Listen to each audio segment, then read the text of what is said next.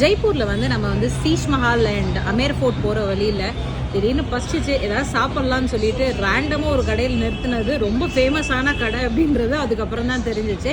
So அந்த கடை வந்து பார்த்தீங்கன்னா ரொம்ப பிஸியாக இருக்குங்க. ஊனு கேட்குற கூட ஆள் கிடையாது, வரிசையாக நின்றுட்டே இருக்கிறாங்க. அங்கே ஒருத்தர் என்னென்னா மிளகா பஜ்ஜியும் கச்சோரியும் போட்டு தள்ளிட்டு இருக்கிறாரு, இன்னொருத்தர் மாவு தேய்ச்சிட்டு இருக்கிறாரு. ரொம்ப பிஸியான கடை. அங்கே வந்து வெரி லிமிட்டட் ஐட்டம்ஸ் மட்டும் தான் கிடைக்கும் உங்களுக்கு. கச்சோரி, அதுக்கப்புறம் மிளகா பஜ்ஜி, அதுக்கப்புறம் சமோசா, அதுக்கப்புறம் வந்து பார்த்தீங்கன்னா ஜிலேபி.